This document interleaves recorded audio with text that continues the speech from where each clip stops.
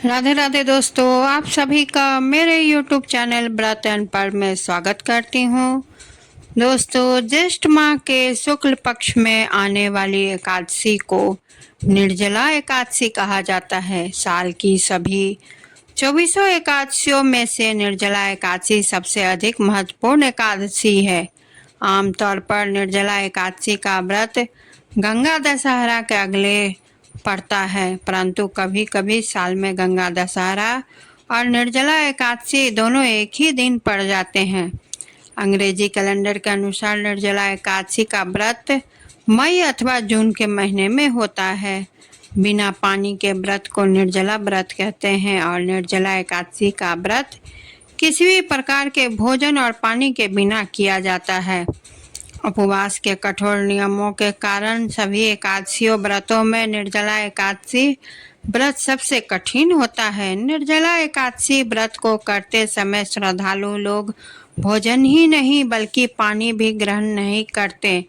जो श्रद्धालु साल की सभी 24 एकादशियों का उपवास करने में सक्षम नहीं है, उन्हें केवल निर्जला एकादशी उपवास करना चाहिए, क्योंकि निर्जला एकादशी उपवास करने से दूसरी सभी एकादशियों का लाभ मिल जाता है। एकादशी तिथि के सूर्योदय से पहले से अगले दिन द्वादशी तिथि के सूर्योदय तक जल और भोजन का त्याग किया जाता है। इसके बाद दान पुण्य आदि कर इस व्रत का विधान पूर्ण होता है। इस दिन सर्वप्रथम भगवान विष्णु की विधि पूर्वक पूजा करें। ओम नमो भगवते वासुदेवाय मंत्र का जाप करें। इस दिन व्रत करने वालों को चाहिए कि वह जल से कलश भरे वह सफेद वस्त्र को उस पर रखे और उस पर चीनी तथा दक्षिणा रखकर ब्राह्मण को दान दे।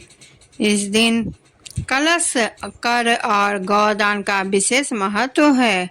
व्रत विधान: इस दिन पानी नहीं पिया जाता है, इसलिए यह व्रत अत्यधिक श्रम साध्य होने के साथ साथ कष्ट एवं संयम साध्य भी है। इस दिन निर्जल व्रत करते हुए शेष साई रूप में भगवान विष्णु की आराधना का विशेष महत्व है। इस एकादशी का व्रत करके यथासंभव अन्न, वस्त्र, छतरी, जूता, पंखी तथा फल आदि का दान करना चाहिए। इस दिन जल कलश का दान करने वालों को वर्ष भर की एकादशियों का फल का प्राप्त होता है। कथा इस प्रकार है। भीमसेन व्यास जी से कहने लगे कि हे पितामह, भ्राता युधिष्ठिर, माता कुंती, द्रौपदी, अर्जुन, नकुल और सहदेव आदि सब एकादशी का व्रत करने को कहते हैं, परंतु महाराज मैं उनसे कहता हूँ कि भाई मैं भगवान की शक्ति पूजा आदि तो कर सकता हूँ, दान भी दे सकता हूँ, परंतु भोजन के बिना नहीं रह सकता। इस पर व्यास जी कहने लगे, हे भीमसेन, यदि तुम नरक को बुरा और स्वर्ग को अच्छा समझते हो तो प्रति मास की दोनों एकादशियों को अन्न जल मत खाया करो। भीमसेन कहने लगे कि हे पितामह, मैं तो पहले ही कह चुका हूँ कि मैं भूख सहन नहीं कर सकता। यदि वर्ष भर में कोई एक ही व्रत हो तो वह मैं रख सकता हूँ, क्योंकि मेरे पेट में वृक्क नाम वाली अग्नि है, सो मैं भोजन किए बिना नहीं रह सकता। भोजन करने से वह शांत रहती है, इसलिए पूरा उपवास तो क्या, एक समय भी बिना भोजन किए बिना नहीं रह सकता, कठिन है मेरे से।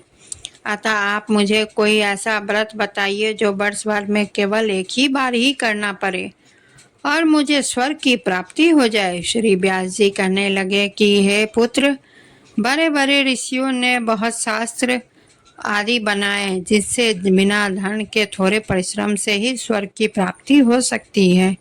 इसी प्रकार शास्त्रों में दोनों पक्षों की एकादशी का व्रत मुक्ति के लिए रखा जाता है। व्यास जी के वचन सुनकर भीमसेन नरक में जाने के नाम से भयभीत हो गए और कांपकर कहने लगे कि अब क्या करूं?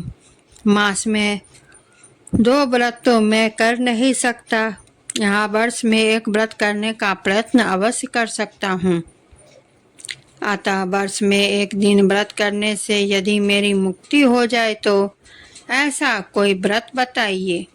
यह सुनकर व्यास जी कहने लगे कि हे वृषभ और मिथुन की संक्रांति की बीच ज्येष्ठ मास के शुक्ल पक्ष की जो एकादशी आती है उसका नाम निर्जला एकादशी है। तुम उस एकादशी का व्रत करो। उस एकादशी के व्रत में स्नान और आचमन के सिवा जल अवर्जित है। आचमन में 6 मासे से अधिक जल नहीं होना चाहिए, अन्यथा यह मद्यपान के सदृश हो जाता है। इस दिन भोजन नहीं करना चाहिए क्योंकि भोजन करने में व्रत नष्ट हो जाते हैं। यदि एकादशी को सूर्योदय से लेकर द्वादशी के सूर्योदय तक जल ग्रहण न करे तो उसे सारी एकादशियों के व्रत का फल प्राप्त हो जाता है। द्वादशी को सूर्योदय से पहले उठकर स्नान आदि करके ब्राह्मणों का दान आदि देना चाहिए। इसके पश्चात भूखे और सत्पात्र ब्राह्मण को भोजन कराकर फिर आप भोजन कर लेना चाहिए। इसका फल पूरे वर्ष 1 वर्ष की संपूर्ण एकादशियों के बराबर होता है। व्यास जी कहने लगे कि हे भीमसेन, यह मुझको स्वयं भगवान ने बताया है। इस एकादशी का पुण्य समस्त तीर्थों और दानों से अधिक है। केवल एक ही दिन मनुष्य निर्जल रहने से पापों से मुक्त हो जाता है। जो मनुष्य निर्जल एकादशी का व्रत करते हैं उनकी मृत्यु के समय यमदूत आकर नहीं घेरते, वरन भगवान के पार्षद उसे पुष्पक विमान में बिठाकर स्वर्ग को ले जाते हैं। अतः संसार में सबसे श्रेष्ठ निर्जला एकादशी का व्रत है, इसलिए यत्न के साथ इस व्रत को करना चाहिए। इस दिन ओम नमो भगवते वासुदेवाय मंत्र का उच्चारण करना चाहिए और गोदान करना चाहिए। इस प्रकार व्यास जी की आज्ञा अनुसार भीमसेन ने इस व्रत को किया, इसलिए इस एकादशी को भीमसेनी या पांडव एकादशी भी कहते हैं। निर्जला व्रत करने से पूर्व भगवान से प्रार्थना करें कि हे भगवान, आज मैं निर्जला व्रत करता हूँ, दूसरे दिन भोजन करूँगा। मैं इस व्रत को श्रद्धा पूर्वक करूँगा, अतः आपकी कृपा से मेरे सब पाप नष्ट हो जाएं। इस दिन जल से भरा हुआ एक घड़ा वस्त्र से ढककर स्वर्ण सहित दान करना चाहिए। जो मनुष्य इस व्रत को करते हैं उनको करोड़ों सोने का फल दान देने का फल मिलता है, और जो इस दिन यज्ञ आदि करते हैं उनका फल तो वर्णन ही नहीं किया जा सकता है। इस एकादशी के व्रत से मनुष्य विष्णु लोक को प्राप्त होता है। जो मनुष्य इस दिन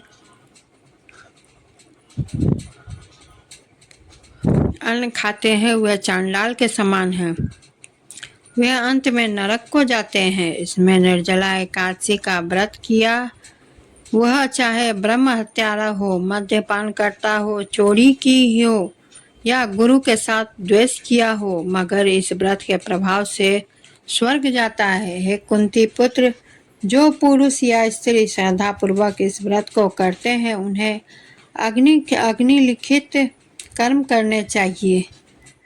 अग्रलिखित कर्म करने चाहिए। प्रथम भगवान का पूजन, फिर गोदान, ब्राह्मणों को मिष्ठान व दक्षिणा देनी चाहिए तथा जल से भरे कलश का दान अवश्य करना चाहिए। निर्जला एकादशी के दिन अन्न, वस्त्र, उपहार आदि का दान भी करना चाहिए। जो मनुष्य भक्ति पूर्वक इस कथा को पढ़ते हैं या सुनते हैं उन्हें निश्चय ही स्वर्ग की प्राप्ति होती है।